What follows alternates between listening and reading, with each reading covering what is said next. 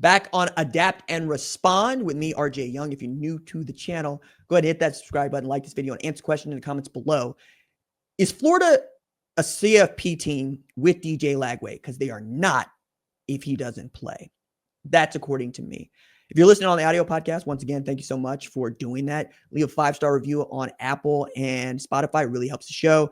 If you fill out the form in the description, I will send you a sticker. I've ordered more stickers that I will be sending out next month, trying to make these monthly dispatches work out for those that just want to rock a sticker, wherever it is that you be rocking a sticker, whether it's your laptop or your water bottle. That you rep, adapt, and respond means the world to me. That you left that 5-star review means the world to me. The form is in the link in the description of the YouTube video. So if you're listening on Spotify or Apple, get over to the channel. Go ahead and fill out the form in one of the links in the descriptions of the mini segments that we upload every day. So DJ Lagway reportedly is in a boot, according to Rich Johnson of CBS Sport, after Florida just started their preseason camp. Sucks. It sucks because that dude is so good when he is healthy, and he's coming off shoulder surgery, and he had said, look, guys, I'm not, I didn't die or anything. Like, I'm okay.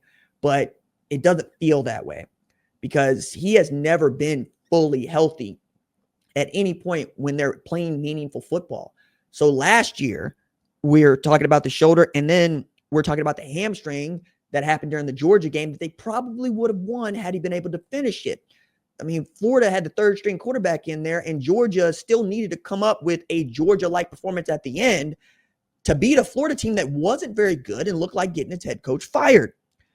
Add to that, he's in a walking boot after they just get started at camp. You're asking yourself, what the hell were they doing? They've even had that dude on a pitch count. He's only throwing so much because the goal is just to get him to the season and keep him healthy throughout it. At this point, Billy Napier said on Tuesday that he is day-to-day, and I'm like, that dude should be this month to next month.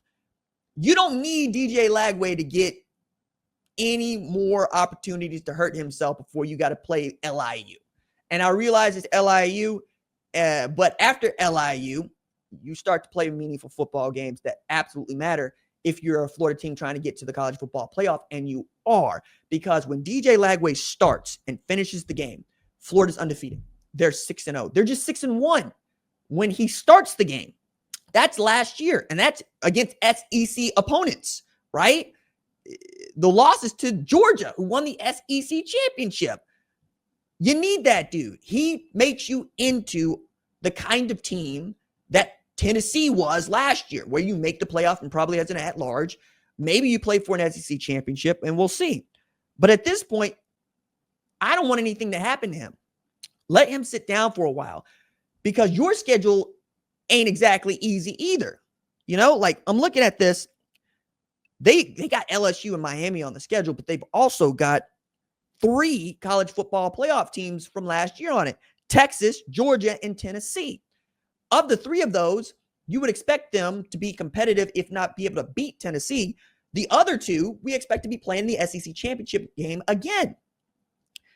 You can't afford to have a DJ Lagway who isn't 100% when you get into your high leverage situations, right? We're in baseball season as it is, and I don't talk a bunch about baseball because there really is an audience over here for me to talk baseball with.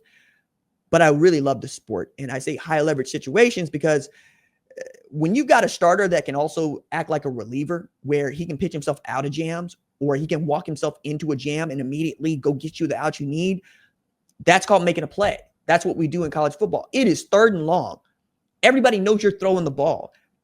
Do you have a guy out there that can go win? Yeah, and his name is DJ Lagway. And they're so young, but they're so experienced because they suffered so many injuries. If a couple of things go their way, yeah, it's a playoff team. So stop playing with it. He's in a walking boot and day-to-day. No. Maybe that's just something you say. But it feels like a lot of us are going to be out on Florida if it does not feel as if DJ Lagway is going to be able to make it through this thing. Quinn Ewers, I think, fell in the NFL draft in large part because he didn't make it through an entire season healthy. The arm talent is there. His ability to read the field is there. He will be, given the opportunity, a really good quarterback in the NFL because he's got all the characteristics. But talking about an ankle injury, a shoulder injury, he getting knocked out of the game with an abdominal injury. That's 3 consecutive seasons of him missing time and meaningful football.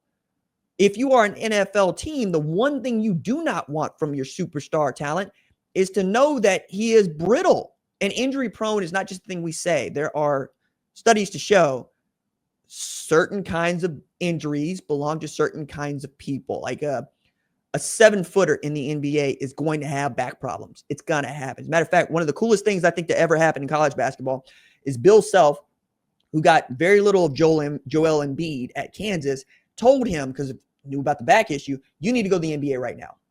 We're not risking your future staying at Kansas. Because at the time, remember, there's no name, image, and likeness. There's no money to make except in the NBA. So he went, and then the process ends up being him and Joel is one of the best centers of the last 25 years. He also just happens to play in the same generation as Jokic, which feels kind of ridiculous because I feel so bad for all of the cyclists that have to ride against Tadej Pogacar because that dude's eating everybody alive. He's 4-time Tour de France champ. Can't nobody touch that dude. And yet all the guys behind him are generational talents. Right? As we're getting back to college football, we don't really have one of those this year. Travis Hunter was that last year, and I'm glad that he won the Heisman Trophy. But somebody's going to have to announce themselves. We think it could be an Arch Manning. We think. But there's a lot to show there. DJ Lagway has shown out of high school he can be that guy. But you're never going to reach that potential if you turn into Greg Oden. And he hadn't done that. He's played more meaningful football than Oden played meaningful NBA games. But let's not play with this. Take care of that, dude. Take care of your future. And let's see if Florida can't do what it's not done before and make the college football playoff. All right, that's going to do it for me on this episode of Adapt and Respond. If you like the longer shows, let me know in the comments below. Otherwise, I will see y'all on the flip side.